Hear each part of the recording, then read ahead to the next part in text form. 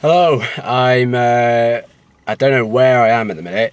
I'm in the car on the way to Revolution Sports Clinic, and it's funny, being in the car just kind of made me think about how often we compare the human body to the way a car works. So the fuel being the food that we put into our bodies, and the engine often being compared to our metabolism. I want to talk a bit today about metabolism and about the kind of exercises that trainers and other health professionals prescribe for things like burning fat. What's the in general the best kind of exercise? So energy expenditure, or the calories we burn, come from three different ways. You've got 10% from the energy expended during exercise, which is quite a small proportion when you think about it. 20% during lifestyle, so if you predominantly a sedentary job by a desk, then that's going to be less than if you're in a manual trade or something like that. And then 70%, the biggest proportion, comes from our basal metabolic rate or a resting metabolic rate. So these are the calories that are burned after exercise and when we're not actually doing anything physical anyway. That resting metabolic rate relates directly to the amount of lean tissue or fat-free mass that we have.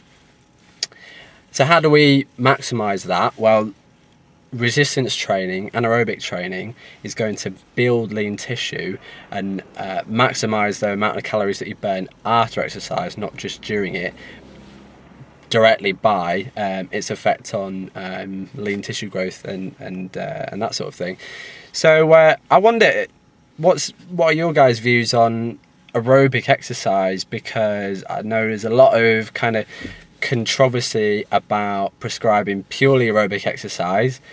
You've got to have seen those poor souls in the gym just on the crosstrainer with like magazine for hours on end, thinking that the amount of calories that they've got on the screen is what counts in terms of creating a leaner body, creating a good image, burning fat, blah blah. I'm kind of the thought of mind that purely aerobic activity at low intensities is actually probably more counterproductive than anything else. We see adrenal glands getting stressed, chronic sort of releasing of cortisol, going into a catabolic state, all these kind of things, negative consequences of pure aerobic activity.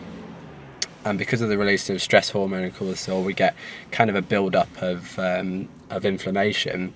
And if anything, we don't go into a kind of state where we can burn fat. While it's true that through our three energy systems, the aerobic system utilises fat and glycogen for energy, lactate system using glycogen, and the creatine phosphate system using phosphocreatine. So when we exercise at lower intensities, we are using fat as an energy source.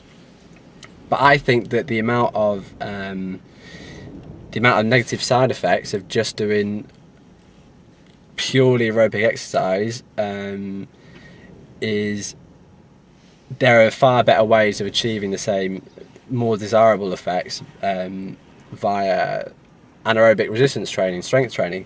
So my question is there ever a time when you prescribe just aerobic activity